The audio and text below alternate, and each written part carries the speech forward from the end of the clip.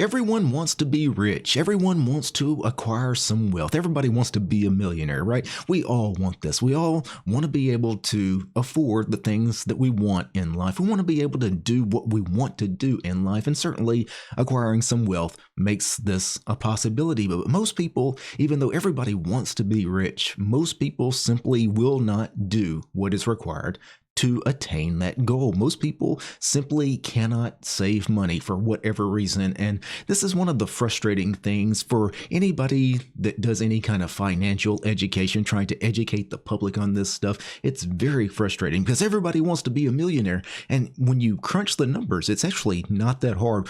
What if I told you you could be a millionaire in 30 years if you had the ability to save $250 a month? Well, heck, sign me up, right? Anybody should be able to save $250 a month. If you're an adult that's actually working a job, if you're not, clearing at least an extra $250 a month after your expenses, then you're really doing some very bad things in life, right? You've got some other things to work on, but for most people, $250 a month is nothing.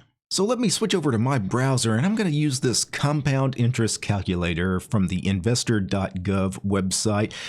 You can get this compound interest calculator website. Just go to Google and type in compound interest calculator. The first result will probably be this page. And what I want you to do is just play around with some numbers. For me, what I'm going to do is I'm going to assume that, if you're going to do some long-term investing for the next 20, 30, 40 years, you need to put up some initial investment, and it needs to be as much money as you can comfortably afford. So if you've got any kind of savings, let's make an investment initially of $25,000. So I've got $25,000 in my savings account. I'm going to go ahead and put it into this fund. And what I'm going to do is I'm going to put it in a S&P 500 index fund. So this is a long-term investment of $25,000 in the S&P 500. And here's what I'm also going to do, because I'm working a full-time job and probably going to be working a full-time job for the next however long, whatever your age is, make a monthly contribution of only $250.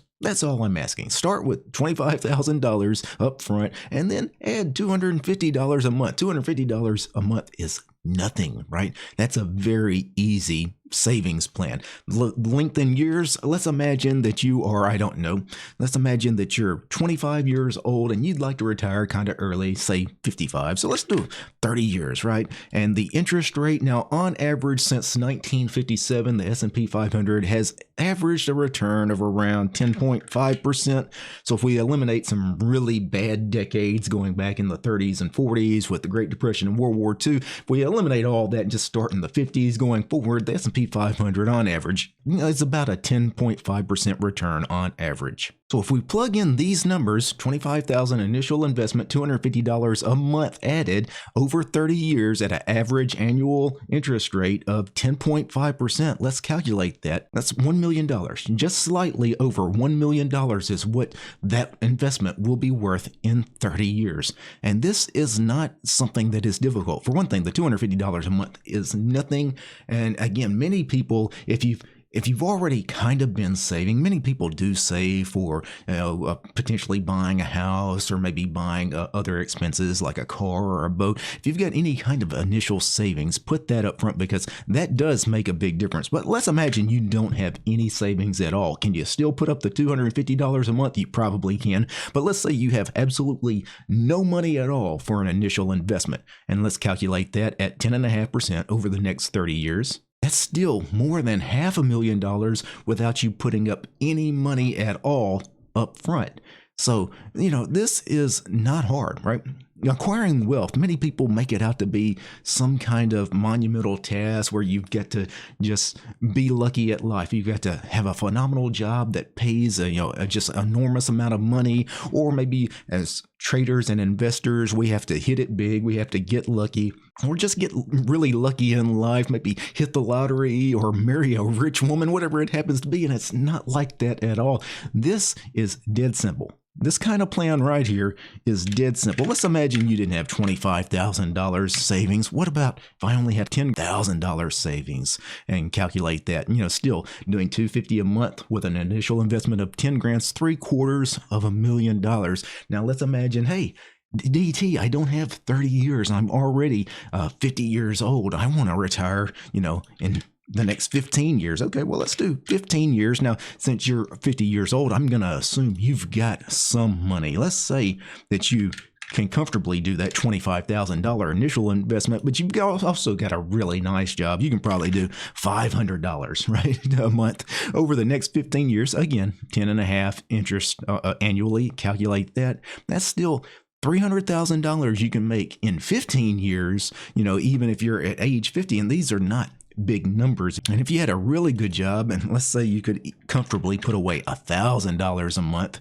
and calculate that, now that number is $500,000 again in 15 years. So, most people are probably able to do these kinds of plans, and you can play with the numbers however much time you got. If you're really young, you probably got at least 40 years. You probably got nothing saved already, because if you're really young, I mean, you not even begun saving, and maybe monthly contribution right now, you don't have much of a job, but let's just say you start with $200 a month, and even calculating that's $1.2 million, $200 a month. Of course, as you go forward in life, you're going to be able to afford much more of a contribution than $200 a month on average. Probably over your life, I'd probably say that number is probably going to be something like $500 a month, which is $3 million, right? And again, these numbers are not crazy.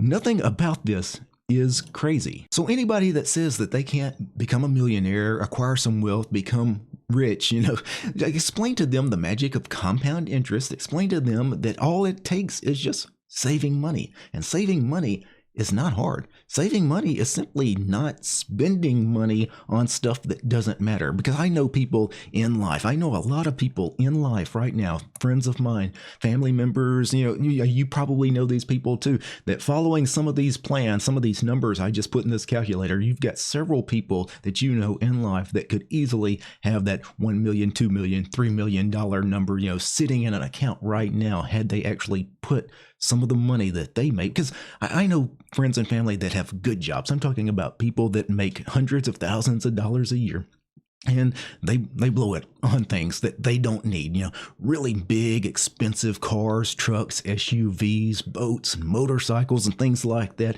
And, they waste all of this money. And yes, they've got really cool, nice, shiny toys to play with that won't hold any real value. They're not real investments. That's just money that's just goes away, right? Then you might as well have taken that money out of a bank account, stacked it on a table, poured some lighter fluid on it, and lit it on fire. If you go and buy cars and boats and anything with a motor, that's basically you're throwing that money away. So instead of buying that really big SUV for $80,000, what if you took that $80,000 and instead bought a $30,000 car, put the other $50,000 that you were thinking about putting in, the SUV, and did a payment plan of, $50,000 initial, $500 a month for the next 20 years at 10.5% interest? That's $750,000 right there, right? Just by not buying as expensive of a vehicle as you wanted, buying an economy-sized budget kind of vehicle, which is what, 99% of people should be driving. But most people, buy these really expensive things, for status symbols. They buy the expensive cars, but they buy the expensive house, a bigger house than they need. They buy expensive clothes and expensive jewelry, and they put on this look, this facade, this fakeness, where they're trying to pretend to be rich, where they're actually broke as hell.